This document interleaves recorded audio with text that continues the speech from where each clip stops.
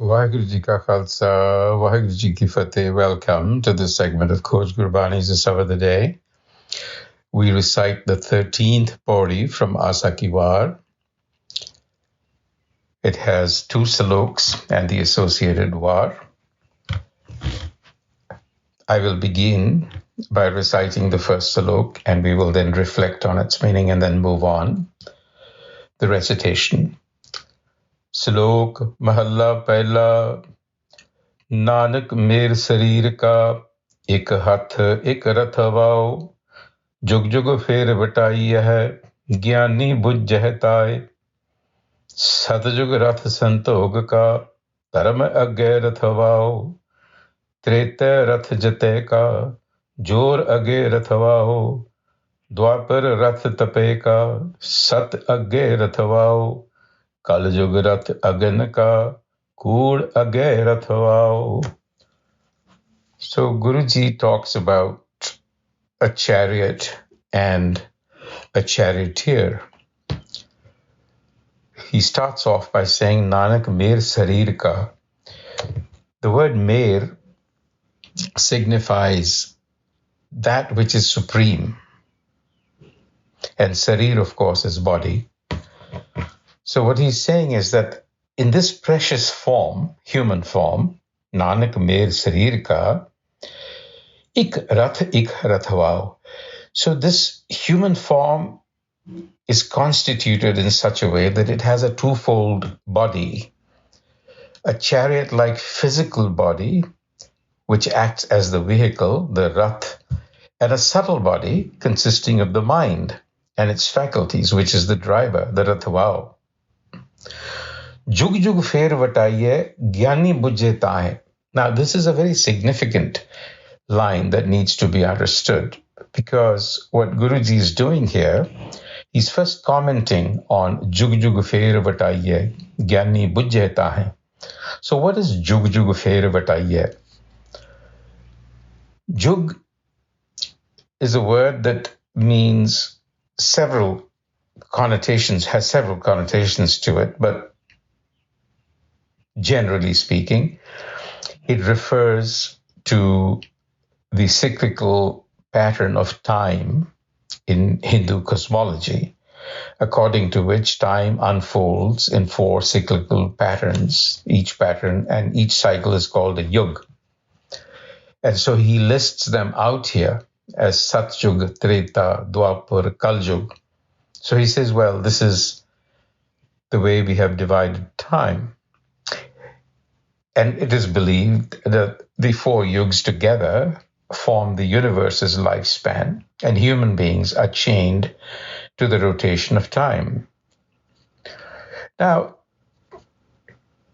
Jug also means the spokes of a wheel, of a chariot wheel. So if you recall, Ikarathavau. So what he's saying is that this human form is like a chariot with a charioteer sitting on it. The chariot is the one that gives motion, the body, the limbs of the body. And the mind, the ego mind actually, is sitting as and reigning with the reins in its hands. So that is what he's saying, is that the division into physical time, into historical time, is really arbitrary. Because not only has time been divided arbitrarily, but each time has been associated with a universalized quality or a deity like Krishna, Ram, and so on, as we will see in the second salok. Guruji is saying these are really states of the mind. It's the mind that makes the shafts of the chariot, the body, move, and it alternates in quick succession from one state, that is to say one pattern of behavior, jug jug fer vataiye, because the mind is incessantly moving, and we all know that from our own experience. And so the Guru says the wise ones have gleaned this insight into the changing patterns of the mind. So for all four yugas, if you will, are states of mind within. And so he begins with the present, Kaljug. Kaljug, Rath Aganaka. So in its default state, so the idea is that you want to move from Kaljug to Satyug as a state of mind, not as a period in time. And the qualities associated with Kaljug are Agan and Kur. We talked about impermanence. We talked about the fire of desire. That is our default state. You want to move to the next step of the ladder, which is Dwapar, Rath Tapeka, where you have to work hard with a clear vision, Sat Agyarathavao, and then move to Treta, where you have to apply some force to shape yourself. Jor Agyarathavao, Jateka, you have to restrain the senses and push. And then you will get to Satyug, where Santok is the quality of acceptance, contentment, where you're not distracted. You need to be in Santok in order to concentrate the mind on anything. Anything. You cannot focus on anything if you are distracted. So Santok is the opposite of being distracted by desires. So you have to learn to control them. So that's the first salok. The second salok, which I'll recite, goes like this.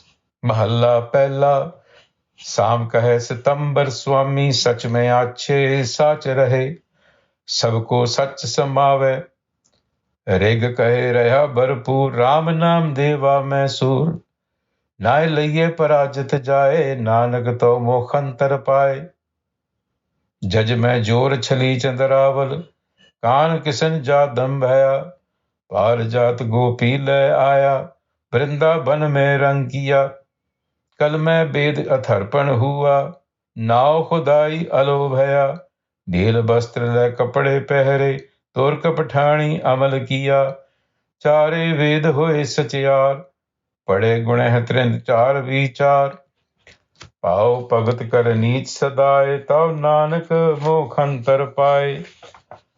So now the Guru is talking about the associations that are arbitrarily attached to these different conventional time frames. The Samved says that the Lord is actually, that the Creator is white-robed, Satambar Swami. And everyone desired the truth in that gone age. The Rig Ved says that Raya Bharpur, that the Almighty Creator pervades everywhere. Ram Nam Deva Mesur. But that unity was lost and duality came into existence. Nai Laye Parachadijai. If we were to remember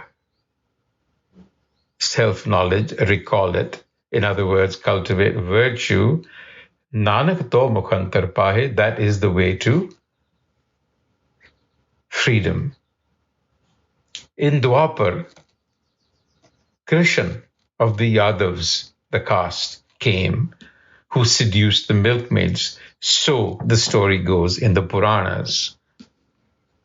And he brought the wish-fulfilling tree from Indra's garden, Parajat, to please his beloved milkmaids. Now, these are all mythological stories that the Guru is commenting on. He's actually pointing out that we are pinning these to specific periods and that this is a very arbitrary exercise. And then now he comes to Kal mein Veda Tharpan hua. He's actually raising a question. He says, well, if you want to associate a Hindu deity, what happens? Kal mein Veda Tharpan hua, now Khudai Alobhaya. The Mughals were in power and everyone was basically doing Allah. What happened? Neel bastra la kapde pehre. Not only that, but he's actually pointing a finger to his own community saying, Neel bastra la kapde pehre, Turk Pathani amal kiya. You adopted the ways and means of the other culture. So, what he's saying is that Chare Ved hoy Sachar, meaning that there is only one powerful, pervasive creator, whether it comes as Allah or Ram or what have you. Reflection becomes meaningful, reflection on these scriptures, when you do it with devotion. Pao Bhagat Karani Chadai, Tau Nanak Mokhantar Pai. That is the way to freedom. And so in the Pauri, he talks about that mediating principle of knowledge with devotion, the Satgur.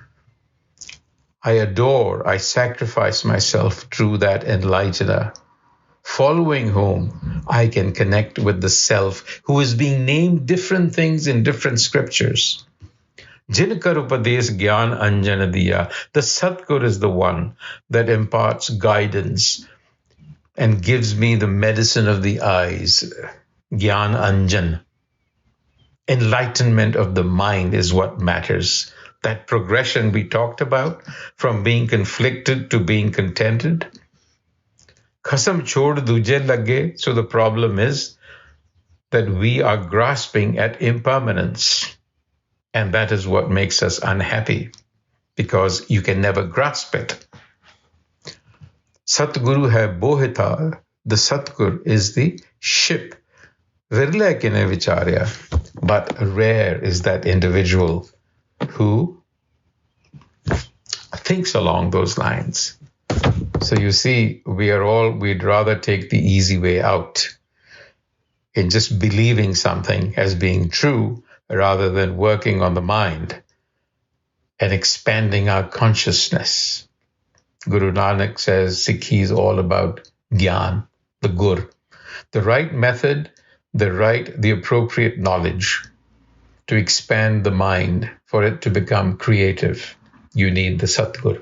Vaheguru Ji Ka Khalsa, Vaheguru Ji Ki Fateh.